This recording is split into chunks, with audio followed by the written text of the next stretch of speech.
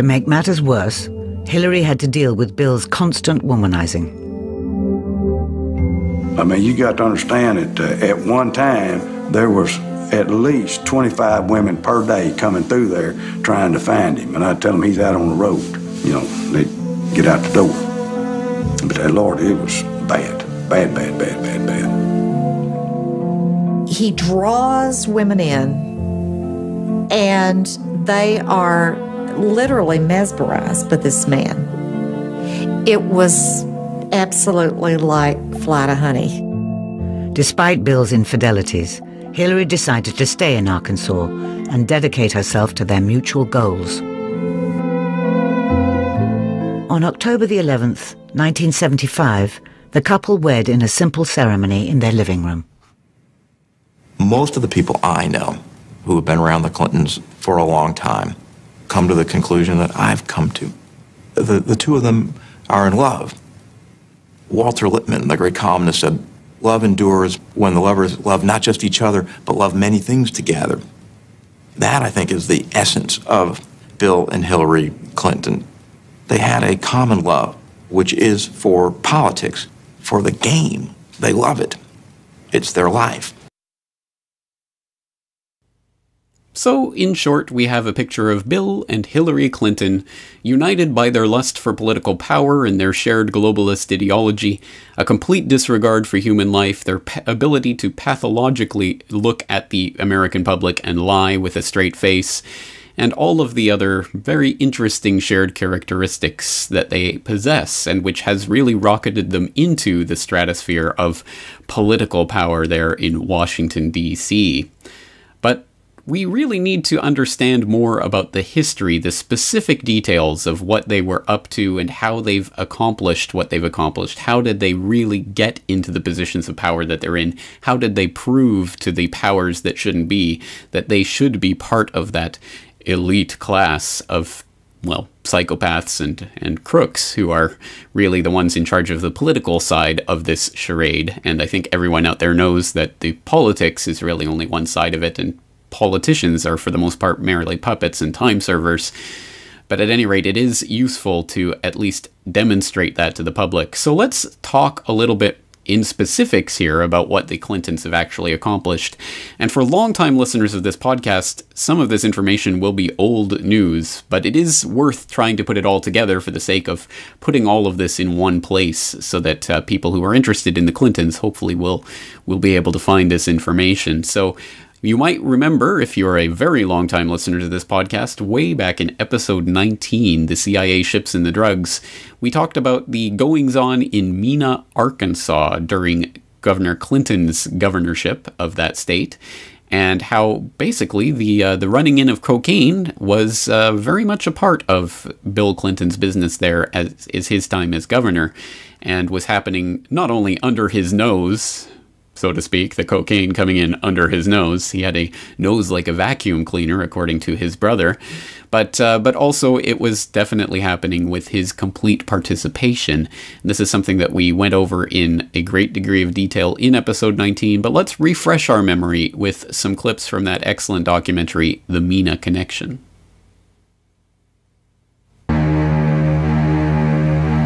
Gun running. Mysterious CIA flights, Contra military training,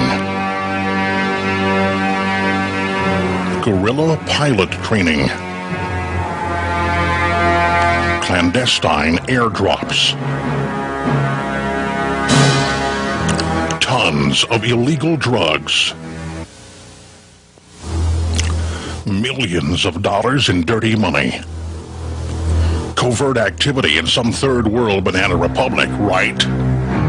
Wrong. Arkansas, America's own banana republic. The cost of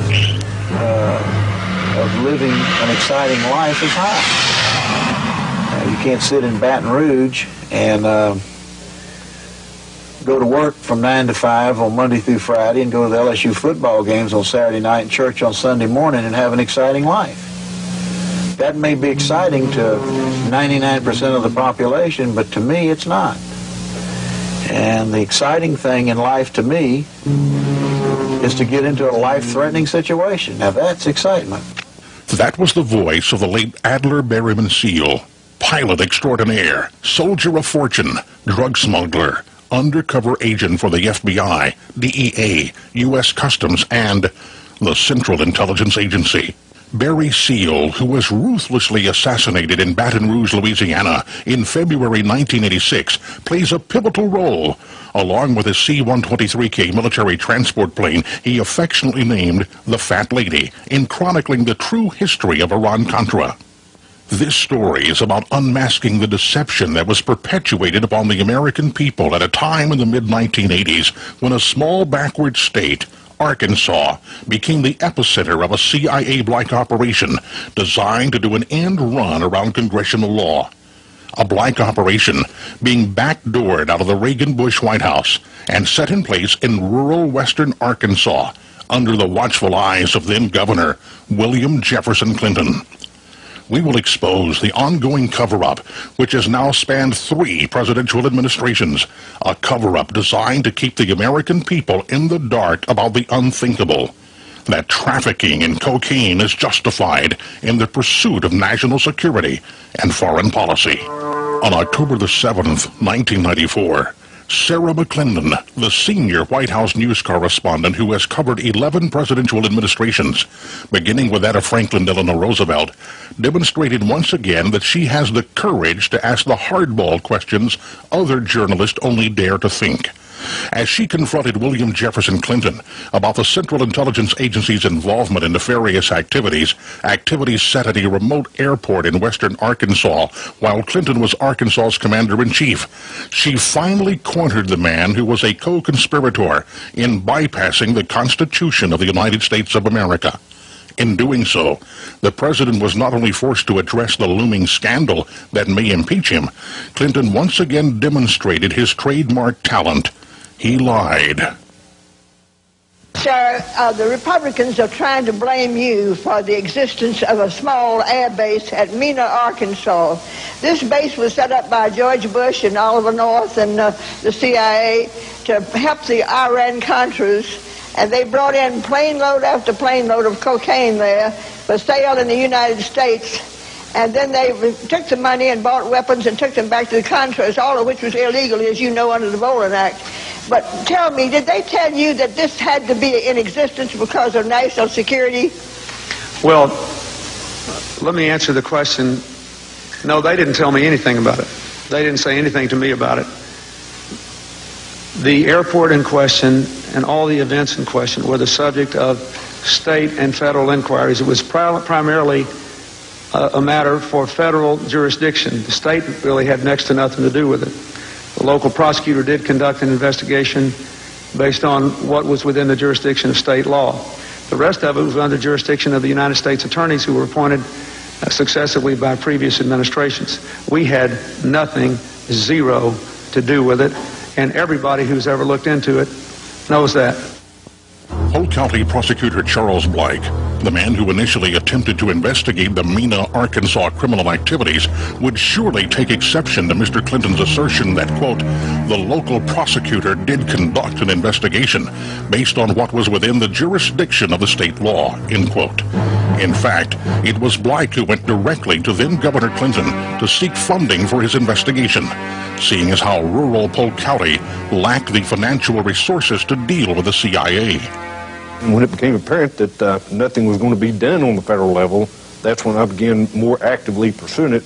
Prosecutor Black, a Clinton supporter, met with the governor and handed him a letter requesting money for a state grand jury on Mena.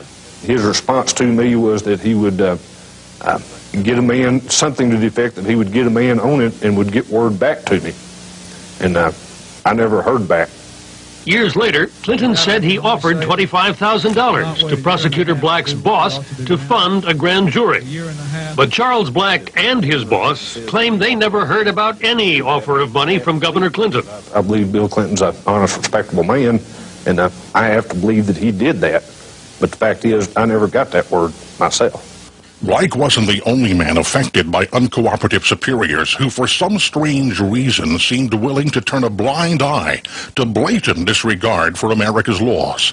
William Duncan, a senior IRS Criminal Intelligence Division investigator, was running headlong into invisible walls that were protecting what appeared to be an open wound in the Department of Justice. How far will the United States government go to protect an operation? Will they kill a case? I think history has shown that that can happen. Did it happen? In my opinion, yes. Duncan, through the Arkansas Attorney General's office, desperately sought funding to continue his investigation into the dark corners of the CIA's activities in Arkansas. But, just as Prosecutor Blake had earlier experienced, Bill Clinton wouldn't help. The purse strings funding justice were drawn tight.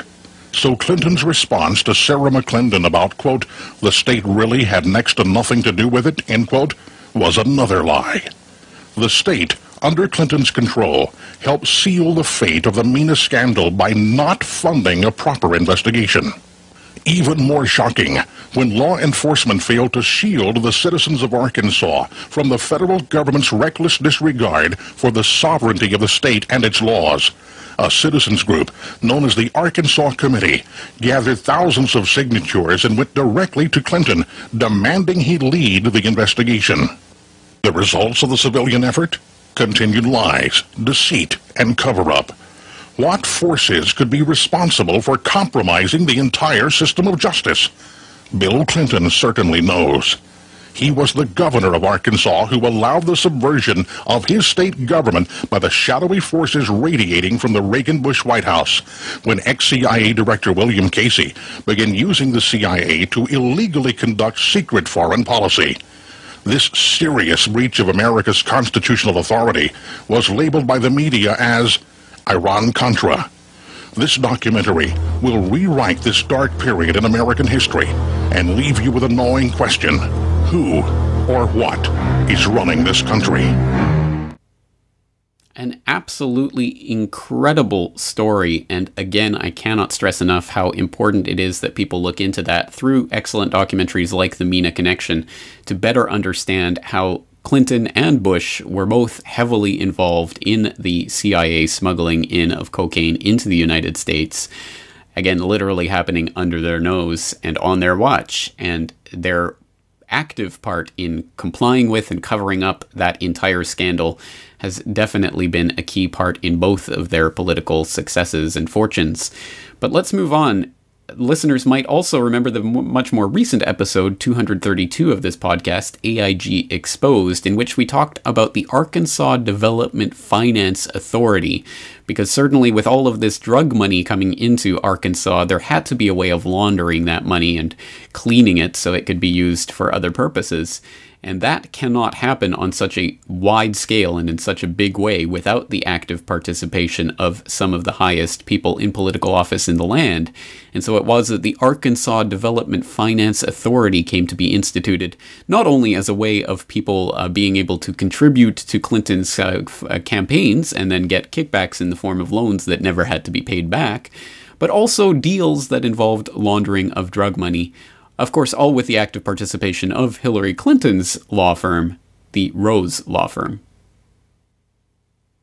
I first met Bill Clinton in the mid to late 70s. He was an up-and-coming politician. There were a group of us, Jim Guy Tucker, Bill Clinton, Sheffield Nelson, and myself. And we kind of ran around and palled around with each other. It was from that point that I did a lot of projects for Bill from a marketing perspective. In 1988, I went to Bill. I said, I need a job to kind of relax, mellow out.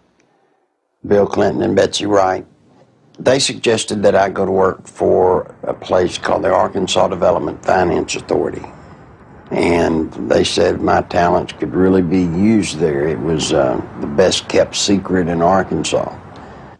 After about 2 weeks, I went to Wooten Epps, and I said, Wooten, I think I've got enough background on this that we can start marketing it. Now, what is the criteria for loans? He said, whoever Bill wants to get a loan. To go back, though, to that moment in time, I'd been there about a month, and I realized that I was in the epicenter of what I'd always heard about all my life. What most people have heard about is the machine.